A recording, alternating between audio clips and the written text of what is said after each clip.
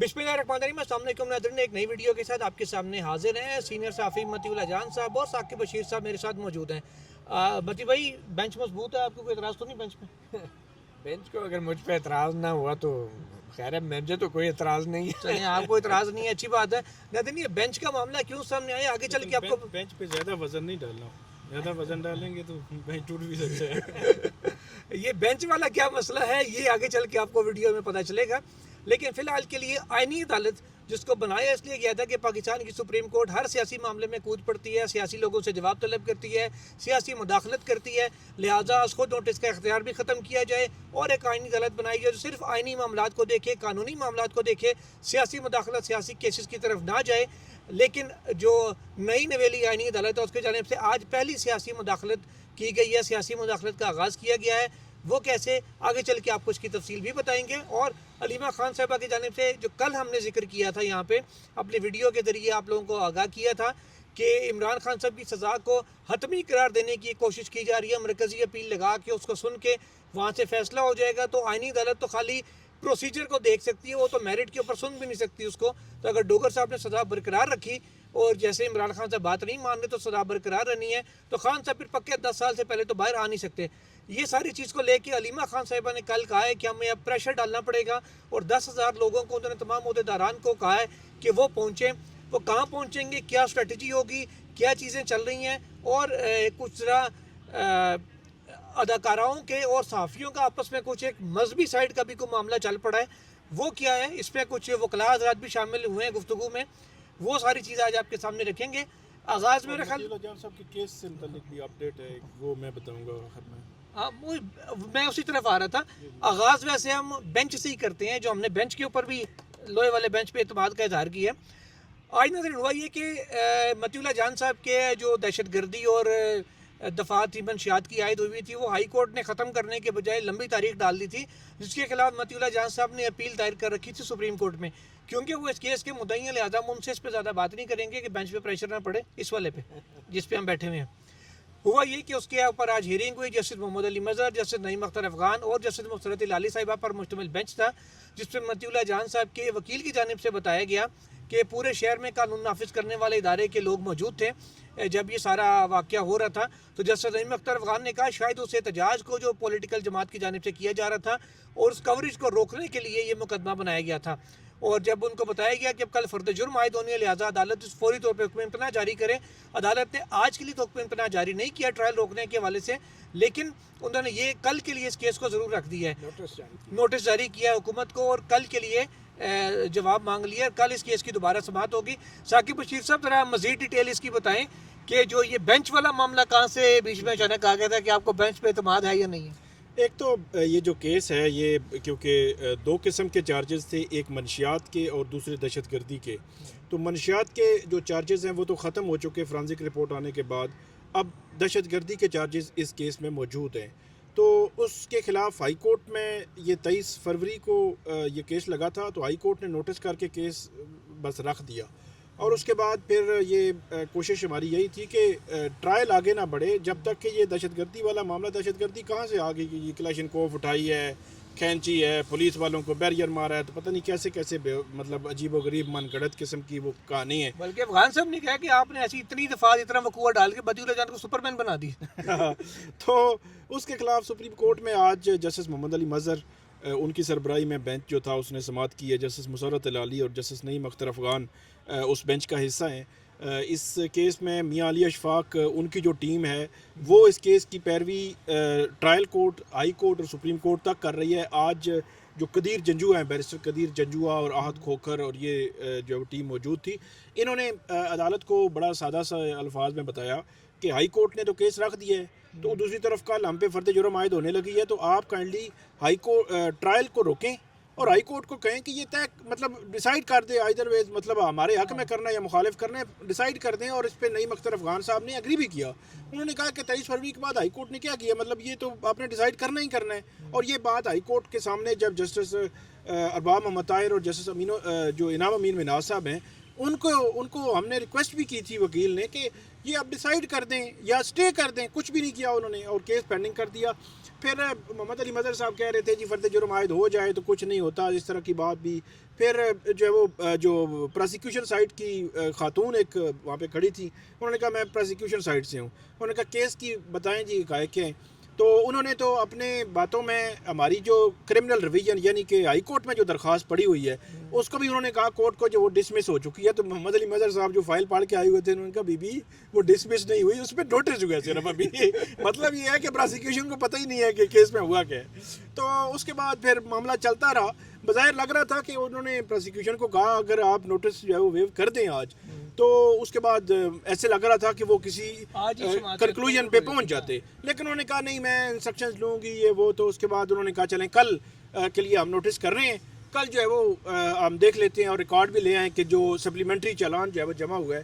اور ساتھ ہی پھر جو جب پیچھے ہٹنے لگے تو جسٹس مسرت العلی صاحبہ وہ مخاطب ہوئیں. مطیع اللہ جان صاحب پہلے پیچھے کھڑے تھے تو ان سے انہوں نے کہا کہ مطیع اللہ جان آپ کو اس بینچ پر اعتراض تو نہیں ہے؟ تو یہ بولے تو نہیں، انہوں نے سارے لایا کہ نہیں کوئی اعتراض نہیں ہے ابھی تک. تو مدی بھائی آپ کو بینچ پہ اعتراض ہے؟ نہیں جی، مجھے اعتراض ہوتا تو میں خود کہہ دیتا. مجھے لگتا ہے کہ بینچ کو میرے پہ کچھ اعتراض تھا. لیکن یہ ہے کہ ایسے جس طریقے سے پروسیڈنگ ہوئی ہے لگ تو نہیں رہا کہ بینچ کا بھی آپ پہ اعتراض ہے. نہیں واقعی یہ اندر ہی آپ سارے شیر و شکر ہوئے پڑے بار بار تنقید کرتے ہیں. ویسے ہی آپ پہ آج کل بڑا الزام لگ رہا ہے ڈالر چھاپنے کا.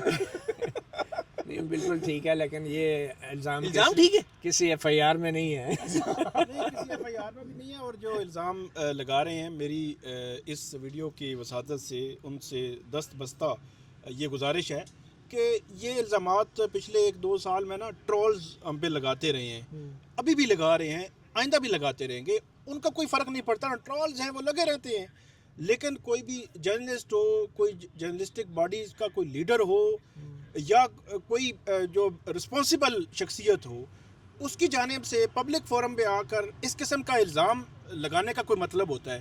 تو میرا جو ہے وہ ریکویسٹ ہے کہ بہت اچھا ہوگا، اور ہمارے لیے بھی میں یہ سمجھتا ہوں کہ اپنا سیلف اکاؤنٹیبلٹی بھی ہم چاہتے ہیں کہ میں مطیع اللہ جان صاحب، اسد علی طور یا XYZ جو بھی جو یہ خاص طور پر یوٹیوب کر رہے ہیں، ان میں سے اگر کوئی جھوٹی خبریں پھیلا رہا ہے، جھوٹے تجزیے دے رہا ہے، جو ہے وہ فیکٹ بیسڈ نہیں ہے، وہ کوئی جو ہے وہ ویوز کی خاطر سارا کچھ کر رہا ہے، تو وہ ہمیں بھی بتا دیں، وہ فیکٹس بھی سامنے لے آئیں کہ کب جو ہے وہ کون ڈالرز کے لیے سارا کچھ بیچ رہا ہے. مطلب پوری کریڈیبلٹی میں ڈالرز کے لیے بیچ رہا ہوں، پوری اپنی جرنلزم جو ہے، پوری صحافت جو ہے وہ ڈالرز کے لیے بیچ رہا ہوں. اگر ایسا کچھ ہے ثبوت پروف تو میرے خیال میں سامنے لایا جائے یہ، کیونکہ پبلک فورم پہ بات چل پڑی ہے، تاکہ اگر ہمارے اندر کچھ ہوگا تو ہم اس کی معذرت بھی کریں گے، اپنے آپ کو بھی ٹھیک کریں گے. لیکن اگر ایسا اگر نہیں ہوگا تو پھر جو لوگ بات کر رہے ہیں ان کو پبلک فورم پہ آ کر معذرت کرنی چاہیے کہ یہ انہوں نے ایک جھوٹا من گھڑت الزام جو ہے وہ لگایا ہے. آپ پہ تو آپ کے شہردار محمد علی مرزا صاحب نے بھی آپ کا نام لے کے ثاقب بشیر غلط خبریں پھیلا رہے ہیں. مقصد یہ ہے کہ محمد علی مرزا نے جس حوالے سے بھی بات کی اس کو ہم نے جواب دے دیا. میں اپنی کمیونٹی کی بات کر رہا ہوں، جو رسپانسیبل لوگ ہیں ان کی بات کر رہا ہوں کہ وہ کوئی الزام لگائیں. میں اگر کسی پہ الزام لگاؤں گا نا، کوئی بھی کسی بھی پبلک فورم پہ، میں بغیر ثبوت کے الزام نہیں لگاؤں گا، یا پھر یہ کہہ دوں گا کہ یہ ایلیگیشن فلاں نے لگایا ہے، اب ثبوت شوت نہیں ہے میرے پاس، فلاں بات کر رہا ہے. تو اس لیے وہ باتیں زیب نہیں دیتی، جو ٹرولز کرتے ہیں وہ رسپانسیبل لوگوں کو زیب نہیں دیتی. اچھا چلیں ناظرین، اب باتیں ہیں تھوڑا سا آئینی عدالت کی جانب، جس کو کہ بنایا ہی جیسے میں نے بتایا کہ اس میں ایک چیز صرف ایڈ کرنا چاہوں گا.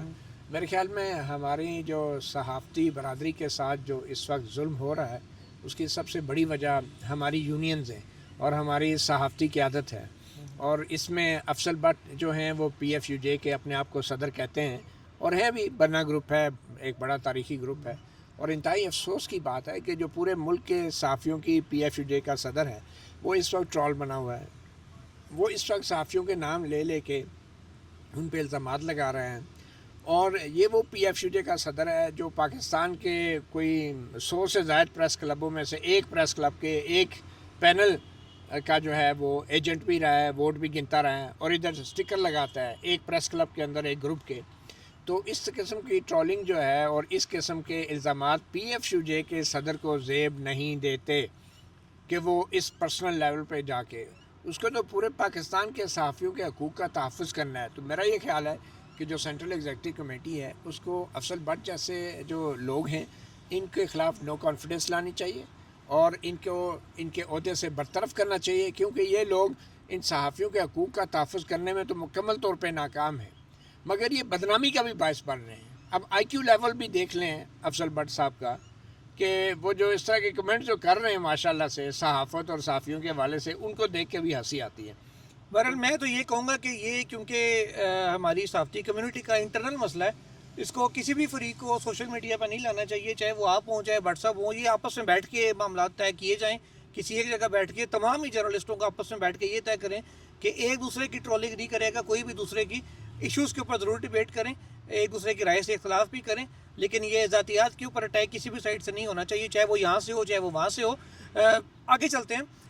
مدی بھائی، آئینی عدالت بنائی گئی تھی، ہمیں کہا گیا تھا سپریم کورٹ تو جناب ہر سیاسی کھڈ میں انگشت بازی کر رہی ہوتی ہے، تو لہٰذا سپریم کورٹ کا یہ کردار ختم کرے، سپریم کورٹ سے کردار واپس لے لیا، آئینی معاملات کے لیے آئینی عدالت بنا دی گئی ترمیمیں کر کے۔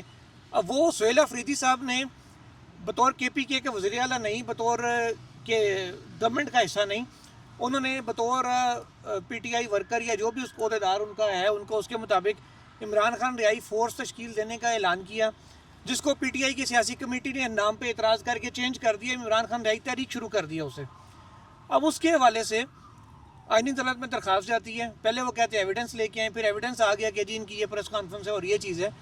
اب سہیل افریدی صاحب کو نوٹس کر کے جواب مانگ لیا گیا 10 دن کے اندر اندر، اور فیڈرل گورنمنٹ کو کہا گیا کہ دیکھیں جی کوئی امن و امان کا مسئلہ نہ ہو اور لا اینڈ آرڈر کو مینٹین کریں، یہ کریں وہ کریں۔ تو آپ کو لگتا ہے کہ ایک سیاسی جماعت کے ایک سیاسی معاملے میں اس طریقے سے ان کو ہونا چاہیے کہ جب کہ کوئی سرکاری نوٹیفیکیشن بھی فورس کے قیام کا نہیں ہے؟ دیکھیں، یہ جو سو موٹو اختیارات تھے نا، پہلے سپریم کورٹ کے پاس تھے اور پھر 26ویں اور 27ویں ترمیم کے بعد اب یہ وفاقی آئینی عدالت کو دے دیے گئے ہیں، اور ان میں ایک اور شرط کا اضافہ کیا گیا ہے کہ اب یہ اختیارات صرف اور صرف کسی درخواست کی بنیاد پہ استعمال کیے جا سکتے ہیں۔ اب وہ درخواست والی فارمیلٹیاں بھی پوری ہو رہی ہیں۔ پہلے تو یہ اعتراض ہے کہ یہ جو درخواست آئی ہے عمران خان رہائی فورس کے نام کے اوپر، جو کہ سہیل افریدی نے استعمال کیا کسی پریس کانفرنس میں، پریس ٹاک میں، آپ نے تو ایک وزیر اعلیٰ کو یہ حال کر دیا ہے کہ وہ خود بھول جاتا ہے کہ وہ اس وقت وزیر اعلیٰ ہے یا پی ٹی آئی کا لیڈر ہے۔ اڈیالہ جیل میں بیٹھا سڑک پہ دھرنے دے رہا ہوتا ہے وہ اپنے پارٹی کے لیڈر سے ملنے کے لیے، تو اس کے منہ سے جو چیز نکلی ہے وہ کوئی خیبر پختونخوا حکومت کا فیصلہ نہیں تھا، نہ ہی اس حوالے سے کوئی نوٹیفیکیشن ہے کسی سرکاری ادارے کا۔ تو یہ سو موٹو اختیارات جو تھے، یہ تو ریٹ جورسڈکشن کی ایک ایکسٹینشن تھی جو سپریم کورٹ کو دیے گئے تھے۔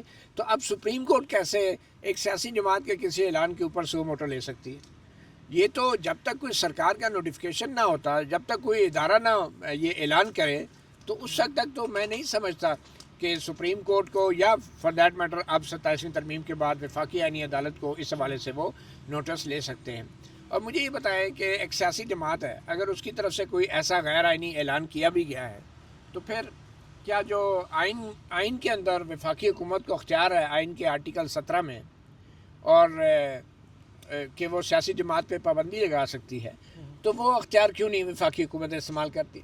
اب یہ آئینی عدالت کے ججز کا بھی یہ حال ہے، وہ کہتے ہیں نا شاہ سے زیادہ شاہ کے وفادار، اتنا استعمال کر رہی ہے حکومت انہیں ہر سیاسی معاملے میں بھی، کہ یہ جو رئی سے عزت تھی، جو تھوڑا بہت سسپینس تھا وفاقی آئینی عدالت کی کریڈیبلٹی کے حوالے سے، وہ بھی ختم ہوتا جا رہا ہے۔ میں اس روز عدالت میں گیا، میں نے پہلے بھی یہ ذکر کر چکا ہوں۔ مین الدین خان صاحب نے کہا بھی ہے کہ ایک سزا یافتہ شخص کی رہائی کے لیے اس طرح کی فورسیں نہیں بنانی چاہیے۔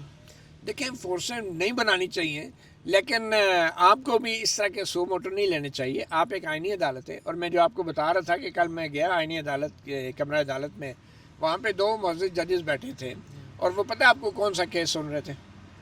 ایف آئی آر کی کواشمنٹ کا کیس۔ 2 جج بیٹھ کے، آئینی عدالت پاکستان کی اعلیٰ ترین عدالت۔ وہ کیونکہ 27ویں ترمیم میں جو ریٹ کے فیصلے ہوتے ہیں ہائی کورٹ کے اندر، ان کی اپیل اب آئینی عدالت میں ہوتی ہے۔ تو یہ اس عدالت کو آئینی عدالت نام دینے کی کیا ضرورت تھی؟ اگر اس نے آئین کی تشریح نہیں کرنی، بنیادی انسانی حقوق جو آئین میں درج ہیں ان کے نفاذ کو یقینی نہیں بنانا، تو کس بات کی آئینی عدالت ہے؟ یہ اب شادیوں کے بھی کیسز آپ نے سنا پچھلے دنوں، وہ ایک عیسائی بچی تھی جو انڈر ایج بچی تھی، اس کی شادی کے اوپر بھی آئینی عدالت نے مطلب حب سے بیجار والے کیس میں، اب یہ آئینی عدالت کے کام رہ گئے۔ ان سے تو اچھی پھر وہ سیشن کورٹس ہیں کہ کم خرچ بالا نشی، مطلب کہ خرچہ بھی نہیں ہے اتنا، تنخواہیں بھی اتنے نہیں ہیں، اور فیصلے بھی وہ ٹھیک ٹھاک کرتے ہیں اپنے اختیار اور جورسڈکشن کے مطابق۔ تو میرا یہ خیال ہے کہ آئینی عدالت کو ان سیاسی جماعتوں کے اعلانات کے اوپر نوٹس نہیں لینا چاہیے، ایکشن نہیں لینا چاہیے، اور جو کام حکومت کے کرنے کے حکومت سے آگے بڑھ کے کوئی کام کرنے کی ضرورت نہیں ہے. شاہ جی سے زیادہ شاہ جی کا وفادار بننے کی ضرورت نہیں. اس میں ایک چیز آپ دیکھیں کہ ایک آئینی عدالت کے جج کو بغیر فیئر ٹرائل دیے ہائی کورٹ نے گھر بھیج دیا. اس کے خلاف اس نے اپیل فائل کی ہوئی ہے، اس میں بھی 2-3 ماہ ہونے کو ہیں. تو بجائے اس کے کہ پیورلی جو آئینی معاملہ ہے آپ اس کو اٹھائیں اور اس پہ بات کریں اور اس پہ آرگومنٹس لیں، اور ایک جو آئینی عدالت کا جج ہے اس کو پروٹیکشن دیں کہ آپ کا ساتھی جج جو جس کے حوالے سے ایک لیٹیگیشن چل رہی ہے دوسرے فورم پر، وہ آپ کے خلاف فیصلے اس طرح نہ کر سکے، اس کو روکیں.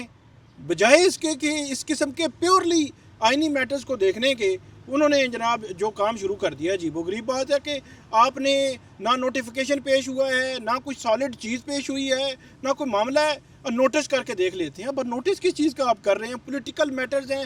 انہوں نے میرے خیال میں وہ سیلف اکاؤنٹیبلٹی کہیں جو بھی کہیں، انہوں نے اس کا نام از خود ہی انہوں نے کہا کہ فورس میں مسئلہ ہوگا تو ہم نے موومنٹ یا اس قسم کی سم تھنگ. اس کا مطلب یہ ہے کہ کل یہ آئینی عدالت موومنٹ پہ بھی جی آپ رہائی جو ہے وہ، کیونکہ اس کے وکیل نے کہا جی ایک جو ہے وہ سزا یافتہ کے لیے کیسے یہ فورس بن سکتی ہو؟ بھائی سزا یافتہ ہو نہ ہو، یہ پولیٹیکل جو ہے وہ معاملہ ہے پولیٹیکل پارٹی کا. ان کو وہ جو رائٹس ہیں ود ان مطلب قانون اور آئین کے اس میکانزم کے اندر، وہ بات بھی یہی کر رہے ہیں کہ یہ پرامن تحریک ہوگی اور قانون اور آئین کے اندر رہ کر ہوگی. جب انہیں پبلکلی جس دن اناؤنس کیا ہے یہ بات انہوں نے کر دی ہے تو اس کے بعد تو نوٹس بنتا ہی نہیں تھا. یہ فضول میں ٹائم جو ہے وہ آپ ادھر لگائیں گے. تو اس قسم کے 26ویں ترمیم کے خلاف یا باقی جو کیسز یہاں پہ پڑے ہوئے ہیں، جو جہاں پہ شہریوں کے صحافیوں کے وہاں پہ آزادی رائے کے حوالے سے جو رائٹس ہیں ان کو پروٹیکٹ کرنا ہے. 8 فروری الیکشنز کا کیس ہے. تو یہ سارے جو ہے وہ جو الیکشن ریگڈ ہوئے تھے اس پہ کمیشن، مطلب بہت ساری ایسی چیزیں ہیں جو پڑی ہوئی ہیں، ان کو ہاتھ نہیں لگا رہے. اور جناب ایک فضول قسم کی جی اس سے تو پھر تاثر جاتا ہے نا کہ جس نے آپ کو لگایا ہے ان کو خوش کرنے کے لیے آپ جو ہے وہ ان کی مخالف پارٹی کو اس طرح جو ہے وہ پورٹرے کر رہے ہیں. مطلب ایک سوال لے لیں، میں اسی طرف اعلان کیا تھا کہ یہ فورس کا لفظ ہم نے ابینڈن کر دیا ہے. یہ پی ٹی آئی کی پولیٹیکل کمیٹی کے اندر یہ ڈسکشن کے بعد فورس کا لفظ ختم کر دیا گیا تھا. اب وہ ایک تحریک کا نام اس کا رکھ دیا گیا ہے. اور پھر آپ کو یاد ہوگا نواز شریف فورس بھی ایک دفعہ بنی تھی. وہ کیا تھی؟ وہ بھی نواز شریف فورس تھی نا. اس وقت تو کسی کو کوئی یاد نہیں آیا. اب ہر چیز جو ہے وہ فورس کے نام پہ. یہ فیڈرل سیکیورٹی فورس جو ذوالفقار علی بھٹو نے بنائی تھی وہ فورس تھی اور وہ قانون کے تحت بنی تھی. پھر آپ کو یاد ہوگا پیپلز پارٹی جب ضیاء الحق نے تختہ الٹا ذوالفقار علی بھٹو کو پھانسی دی تو پیپلز پارٹی کے نام پہ مبینہ طور پہ الذوالفقار نامی دہشت گرد تنظیم بنائی گئی. آج بھی پیپل پارٹی والے کیا سریعام اس کو دہشت گرد مانتے؟ نہیں مانتے. تو جو رد عمل دینے والی سیاسی قوتیں ہوتی ہیں وہ تو مختلف طریقے سے دیتی ہیں، مگر ہمارے عدالتوں کا کام نہیں ہوتا کہ ججوں کا کام نہیں ہوتا کہ وہ آگے بڑھ کے جو ہے وہ سیاسی گند جو ہے وہ اپنے منہ کے ساتھ ملنا شروع ہو جائے. جج صاحب بھی الذوالفقار کا حصہ رہے ہیں نا، سنا ان کے حادثات کا بھی مسئلہ ہوا تھا اس میں. بہرحال جی وہ تو بالکل یہ تاریخ ہے، ہمارا تاریخات کا حصہ ہے بہت سی چیزیں. اچھا میں سوال آپ سے یہ کرنا چاہ رہا تھا، اب اس فورس کی آڑ میں اس کا کور لے کے سہیل افریدی صاحب کو کہہ لیں کہ ان کے اوپر خطرے کی تلوار لٹکانے، یا اس کو ایکسٹینڈ فیڈرل گورنمنٹ کو دائرہ نوٹس کیا ہے، وہ اٹارنی جنرل اگر جا کے کہہ دیتے ہیں کہ جی یہ تو آرٹیکل 17 کی خلاف ورزی ہے اور عدالت انہیں گو ایڈ دے دیا کہ ٹھیک ہے جی آپ جا کے کارروائی کریں، اس چکر میں سہیل افریدی صاحب کی نائلی اور پی ٹی آئی پر پابندی کے ایک نیا تلوار لٹکانا یا راستہ کھولنا تو مقصود نہیں ہے کہیں؟ ظاہری بات ہے اب ہماری آئینی عدالت کے ججز بھی اگر اس طرح کے ہتھ کنڈوں میں ایک فریق بنیں گے تو پھر لوگ تو یہ سوچنے پر مجبور ہوں گے نا کہ جہاں پہ سہیل افریدی کے خلاف اتنے وہ مقدمے دائر کر دیے، کوئی پیکا کا بنا دیا، کوئی اینٹی ٹیررزم کورٹ کا بنا دیا، تو یہاں پہ ایک اب آئینی عدالت کی طرف سے بھی ایک نائلی کیا. دیکھیں نا اب یہی میں کہہ رہا ہوں نا کہ یہ کام حکومت کا ہے. آئین کے اندر ابھی بھی آرٹیکل 17 میں آپ کسی بھی ایسی تنظیم کے خلاف کارروائی کر سکتی ہے وفاقی حکومت جو وہ سمجھتی ہے کہ وہ ایک فورس کے طور پہ کام کر رہی ہے، اس نے کوئی پرائیویٹ ملیشیا بنائی ہوئی ہے. تو بہرحال سوال تو پھر یہ ہے کہ جو سرکاری ملیشیا ہیں اور جو سرکاری فورس ہے وہ کیا کر رہی ہیں؟ کیا وہ آئین کے مطابق سب کچھ کر رہی ہیں؟ یہ بھی تو ایک سوال ہے نا. سی ٹی ڈی کیا ہے؟ ٹھیک ہے، جس کو آپ کہتے ہیں سی سی ڈی کیا ہے؟ کرائم کنٹرول ڈپارٹمنٹ ہے نا. وہ کیا کر رہی ہے؟ وہ جو ماورا عدالت قتل کر رہی ہے اس کے اوپر تو کوئی درخواست نہیں آئی. یہ جو پنجاب کے اندر روزانہ کی بنیاد پہ ایک دن ریپ ہوتا ہے خاتون کا، اگلے روز جو مبینہ ریپسٹ ہے اس کو پار کر دیا جاتا ہے. ابھی پھر اس طرح کے کیسز آ رہے ہیں اور اگلے روز بڑے فخر سے جو ہے وہ خبریں سوشل میڈیا پہ آتی ہیں کہ پار کر دیے گئے. CCD جو ہے اس کو دیکھے تو یہ کیا ہے؟ آپ عمران خان رہی فورس کے اوپر تو آئینی عدالت بڑے نوٹس لے رہی ہیں، تو کیا CCD کی ان ماورا عدالت مبینہ قتلوں کے اوپر نوٹس لینے کا نہ ٹائم ہے اور نہ ہمت ہے کسی کے پاس؟ کیا یہ معاملات عام نہیں ہیں کہ without due process of law جو ہے لوگوں کو مبینہ طور پہ قتل کیا جا رہا ہے دن دہاڑے، جعلی پولیس مقابلے اور جعلی FIR بنائی جا رہی ہیں؟ ایسے ہی ہے. اچھا، اب علیمہ خان صاحبہ نے کہا ہے کہ 10,000 بندہ تمام عہدیداران جو ہے نا وہ آئیں پہنچیں، پریشر ڈالیں تاکہ عدلیہ کے اوپر وہ ہمارے کیسز لگیں اور سزا پینشن کی طرف جائیں، عمران خان کی رہائی کی طرف معاملہ لے کے جایا جائے، ان کے کیسز لگائے جائیں.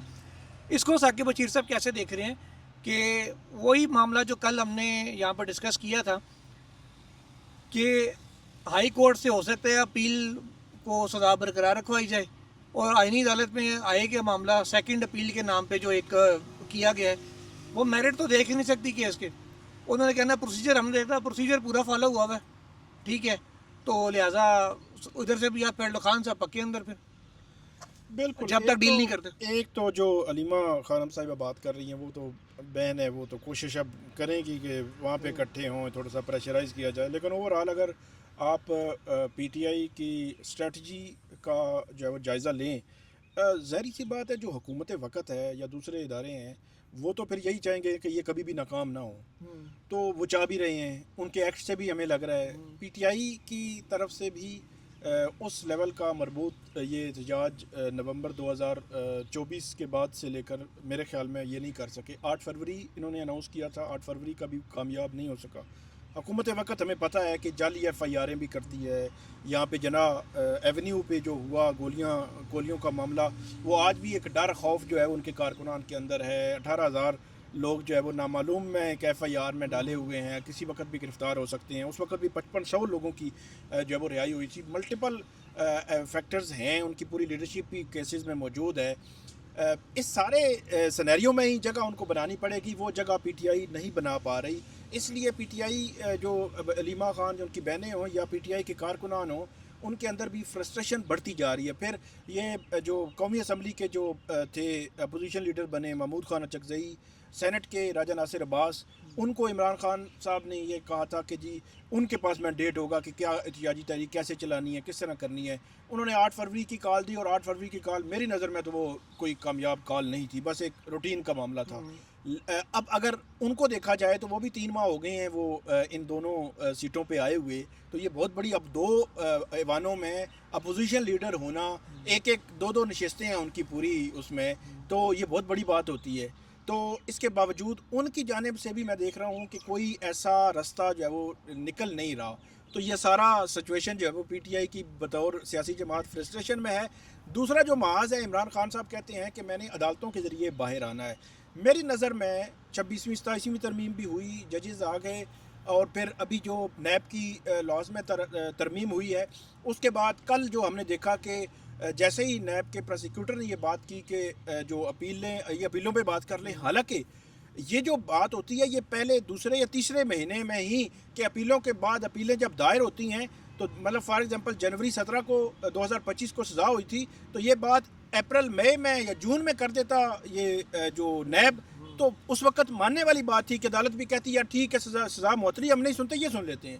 لیکن 15 ماہ کے بعد نیب کی جانب سے یہ کہنا، میری نظر میں کوئی اور ہو سکتا ہے بینچ ہوتا تو ہو سکتا ہے وہ نیب پہ سوال اٹھاتے کہ آپ یہ کیسی بات کر رہے ہیں، 15 ماہ کے بعد پہلے سزا معطلی سنتے ہیں، پھر ہم بینچ لگائیں گے اپیل اپنے نمبر پہ. لیکن بینچ کی جانب سے بھی کوئی سوال نہیں اٹھایا گیا، اور جسٹس سرفراز ڈوگر صاحب نے کہا کہ جی یہ تو بڑی مناسب بات کر رہے ہیں. پہلے لمحے میں ہی انہوں نے کہا بڑی مناسب بات کر رہے ہیں، اور آخری جب کلوز ہوا ہے کیس تو کلوز اسی بات پہ ہوا ہے. مجھے جو لگ رہا ہے اب عمران خان کی اپیلیں ہی سنی جائیں گی وہاں پہ، پھر وہاں سے ڈیسائیڈ ہوگی، اوپر آئیں گی، اور اوپر پھر آپ کو پتہ ہے جو چیک جو ہے وہ لگا دیا گیا ہے عدالت میں. تو اب سچویشن آپ کے سامنے ہی ہے کہ سزا معطلی والا معاملہ میرے خیال میں وہاں نہیں سنا جا رہا. اب ان کے پاس کوئی رستہ بھی نہیں کہ سزا معطلی لگائیں گے، کیونکہ اگر عمران خان صاحب کہیں بھی سزا معطلی میں پہلے سنیں تو یہ کورٹ کی پھر بھی ایک اختیار ہے، سوابدیدی اختیار ہے کورٹ کے کہ سزا معطلی نہیں، وہ دوسرا فریق راضی ہے، ہم ہر ہفتے 2 دن دے رہے ہیں، آپ اپیلیں ہی لگائیں. تو سچویشن جو ہے وہ ایک پی ٹی آئی کے لیے تو ایک بند گلی میں ہے. حکومت بہرحال انجوائے کر رہی ہے. میں حکومت کو مارجن بالکل نہیں دے رہا کہ انہوں نے 8 فروری الیکشن بھی ریگڈ الیکشن، اس کے بعد جو لیجسلیشن انہوں نے کی ساری اپنی فیور میں کی، جتنی الیکشن پٹیشنز ہیں وہ تقریری بنیادوں پر اڑائی جا رہی ہیں، ایف آئی آریں کی، آوازیں بند کی، لوگوں کو جیلوں میں ڈالا. 9 مئی میں 2.5 سال سے لوگ پڑے ہوئے ہیں. تو گورنمنٹ کو بالکل ہی مارجن نہیں دے رہا. لیکن پی ٹی آئی کے اینڈ سے اگر دیکھیں تو ان کے لیے گورنمنٹ نے رستہ جو ہے وہ بند کیا ہوا، بالکل بند گلی میں ان کو پہنچایا ہوا ہے فی الحال. متی بھائی ایک چیز ضرور ایڈ کر ہاں دیں. بس یہ آخری آپ سے سوال ہے کہ 10,000 بندہ اکٹھا ہو پائے گا؟ اگر ہو پائے گا تو اس سے کیا عدالت پہ کوئی پریشر پڑے گا؟ مجھے تو لگتا ہے کچھ نہیں پڑے گا. 20,000 بھی کر لیں تو دیکھیں آپ 10,000 کی بات کر رہے ہیں، میرے تو خیال میں 25 کروڑ جو بندہ ہے وہ اکٹھا ہے. اب وہ کہاں پہ اکٹھا ہے؟ ان کے دل اکٹھے، ان کی سوچ اکٹھی ہے. میں محاورتاً کہہ رہا ہوں 25 کروڑ، ووٹر ہی 11-12 کروڑ ہے، اور ان میں سے پی ٹی آئی کے شاید 6-7 کروڑ ہے، لیکن وہ بھی کافی ہے. اگر وہ سارے ان کا دل اکٹھا ہے، ان کی سوچ اکٹھی ہے، ان کی نظریہ اکٹھی ہے، ان کا مطالبہ ایک ہے، تو پھر اس سے 10,000 بندہ باہر نکلے یا 5,000 بندہ باہر نکلے یہ مسئلہ نہیں ہے. مسئلہ ہے حکومت کو یہ ریئلائز کرنا چاہیے کہ بندہ 10,000 کیوں اکٹھا کرنا شرط ہے حکومت کے لیے بھی کہ بھائی وہ ملاقات کی اجازت دے. کیوں شرط ہے کہ وہ وکلاء کی رسائی تک نہیں ہو رہی؟ آپ کو پتہ ہے یہ اب سزاؤں کی معطلی کی جو پیشکش آئی ہے نیب کی طرف سے، اس پہ تو عمران خان کے وکیل بیرسٹر سلمان صفدر نے کہا کہ جناب اس کے لیے مجھے عمران خان سے ہدایت لینی پڑے گی اور وہ ملاقات کے لیے ہمیں رسائی دی جائے. تو عدالت نے وہ زبانی کہہ دیا ہاں جی آپ مل لیں، حالانکہ 3 ججوں کا لارجر بینچ کا آرڈر آج تک عدالت اس پہ عمل درآمد نہیں کروا سکی. اور اب وہ ملاقات ہوگی تو آگے معطلی کے اوپر فیصلہ ہوگا نا. اب ملاقات ہی نہیں اگر ہوگی وکیل کی بیرسٹر سلمان صفدر کی تو پیر کو کیا ہو جائے گا؟ پیر کو پیر صاحب نے پھر کوئی اور تاریخ دینی ہے، پھونک مار دیں گے، پھونک مار دیں، کہیں گے جی اندر سے ان کی کرنا ہے. تو بہرحال میرا یہ خیال ہے کہ یہ معاملہ آگے چلنے والا نہیں ہے. اور میں ثاقب بشیر سے ایگری کرتا ہوں، یہ نیب کی بدنیتی تھی، یہ اس عدالت کی بدنیتی تھی جس نے 15 مہینے تک انتظار کیا اور پہلے یہ پیشکش نہیں کی، اور اب جا کے یہ پیشکش کی جا رہی ہے کہ جی مرکزی اپیلیں سن لیں. تو اس کا مطلب ہے آپ نے سزا معطلی کی جو درخواستیں ہیں وہ تو انفیکشس ہوگی، وہ تو غیر مؤثر ہوگی، وہ تو آپ نے مسترد کر دی. اور سنے بغیر آپ نے فریق کو آپ نے مسترد کر دی ایک درخواست، کنڈیمڈ انہرڈ، اور آپ مرکزی اپیلوں کی طرف. یہ سارے بہانے، اور اس میں سمجھتا ہوں نیب اور ہماری عدلیہ کا مکمل گٹھ جوڑ ہے. اچھا متی بھائی آخری چیز ہے، وہ ایک سہیل احمد صاحب عزیزی صاحب کا ایک وہ مذہبی سا معاملہ بنا ہوا ہے. میرا تو ذاتی طور پہ یہ خیال ہے، مجھے نہیں پتا اس کی ڈیٹیل کیا ہے، وہ پوری ویڈیوز میں نے دیکھی بھی ہیں ہلکی پھلکی سی کہہ لیں، لیکن میں صرف اتنا کہوں گا کہ ہم سب کو ہی بات کرنے سے پہلے، خاص کر کو مذہبی لیول کی مثال بھی دینے سے پہلے الفاظ کے چناؤ میں بڑی احتیاط کرنی چاہیے. وہ پہلے ایک کنٹریورسی بنی، آپ نے اس کے اوپر ٹویٹ کیا، پھر کل پہلے نادر بلوچ کا ایک ٹویٹ آیا معذرت والا، پھر آپ نے بھی اس پہ ایک ان کی وضاحت دیکھنے کے بعد معذرت کی، لیکن لوگ پھر بھی پیچھے لگے ہوئے ہیں کہ مذہب کارڈ. تو یہ ذرا اپنی ٹویٹ کی وضاحت کر دیں یہ معافی والی کی کہ وہ کیا معاملہ ہے. دیکھیں یہ وہ شر پسند عناصر ہیں کہ وہ آپ کو پتہ ہے کہ ایک بڑا مشہور لطیفہ ہے کہ کچھ دوست جو ہیں وہ ایک نیک کام کے لیے، مطلب کہ کچھ اچھے پیغامات کی تبلیغ کرنے معاشرے میں جاتے تھے، تو اپنے ساتھ ایک ایسے شخص کو لے گئے جو بیچارہ نشئی تھا اور اس نے نشہ چھوڑ دیا تھا. تو وہ اس نیک کام کے لیے اپنے اس ٹیم کے ساتھ چل پڑا. تو جہاں جاتے تھے وہ کہتے تھے یہ دیکھیں جی یہ ہمارا ساتھی ہے، یہ نشہ کرتا تھا اور اب اس نے ہمارے ساتھ اس نیک کام میں حصہ ڈالنے شروع کر دیا. تو جب 10-20-15 جگہ پہ وہ اس کا تعارف کرایا گیا کہ یہ نشئی تھا، تو اس نے کہا یار مجھے معاف کرو، میں تو غلطی کی ہے نشہ چھوڑ کے. تو بھائی ہم نے بھی نشہ چھوڑا، ہم نے کیا معذرت کیا کر لی، مطلب ایک احساس ہوا کہ شاید ہم نے غلط کیا. اب الٹا اس بات پہ کہا جا رہا ہے کہ یہ شر پسند ہے کیونکہ اس نے معذرت کر لی. یہ وہ لوگ ہیں، شاید ہماری یہ نیت تھی نہیں کہ سہیل احمد صاحب کو کوئی اس نظر سے دیکھے کہ انہوں نے خدا نخواستہ کوئی توہین کر دیا کسی مذہبی شخصیت کی. ہماری یہ نیت نہیں تھی، ہم نے صرف الفاظ کے چناؤ پہ کہا کہ شاید یہ موازنہ ہی نہیں ہونا چاہیے تھا، جو بھی موازنہ ہوا. مگر وہ لوگ جو ہے نا اب چاہتے ہیں کہ سہیل احمد صاحب کے ساتھ کوئی خدا نہ خواستہ کچھ ہو، اور وہ لوگ اس تواتر سے، اس تسلسل سے، اور خاص طور پہ کچھ جو ہمارے دوست وحید مراد ہیں، وہ چائنا کے کچھ علماء جن کو کہتے ہیں وحید مراد صاحب، چائنا کے علماء، تو وہ لوگ جو ہے نا تسلسل سے وہ ایک پروپیگنڈا کر رہے ہیں کہ جناب یہ تو مذہبی تشدد پہ اکسانے کی کوشش، اور بھائی چھوڑ دیا، معذرت ہو گئی، آپ ابھی بھی لگے ہوئے، اس کا مطلب ہے آپ چاہتے ہیں کہ خدا نہ خواستہ ہمارے بھائی سہیل احمد صاحب کے ساتھ کچھ ہو، تو اس بات کو ختم کریں، اور سہیل صاحب کو خود بھی میں یہ سمجھتا ہوں کہ یہ کہنا چاہیے کہ بس ختم کر دیں یار اس بات کو، کہاں تک لٹکائیں گے؟ انہوں نے اس سارے معاملے کی الگ سے وضاحت بھی کر دی. ایک جو چیز میں یہاں پہ ایڈ کروں گا، مجھے بھی اور ہم سب کو بھی، خاص طور پر جو رسپانسیبل لوگ ہیں، باقی بہت سارے ٹرولز بھی ہوتے ہیں، لیکن جو بھی ویڈیوز آ رہی ہیں، اب نادر بلوچ یا دیگر دوستوں نے بھی وہ ایک کلپ شیئر کیا تھا جس کلپ میں پوری بات نہیں تھی، جس سے سارا یہ بحث جو ہے وہ جنریٹ ہوئی. تو یہ بہت اچھا ہے کہ کوئی بھی ویڈیو آ رہی ہے وہ اے آئی نہ ہو، پہلے یہ ہمیں چیک کر لینا چاہیے، اور دوسرا کوئی سلیکٹیو کلپ نہ ہو جس سے اس کا سیاق و سباق ختم ہو رہا ہو. یہ ہمیں میرے خیال میں دیکھنا چاہیے. کانٹیکسٹ کے ساتھ چیز آئے تب بھی اس کو شیئر کرنا چاہیے، ذرا ذمہ داری کا مظاہرہ کرنا چاہیے سب کو. ناظرین آج کے لیے اتنا ہی، اجازت دیجیے گا، اللہ حافظ.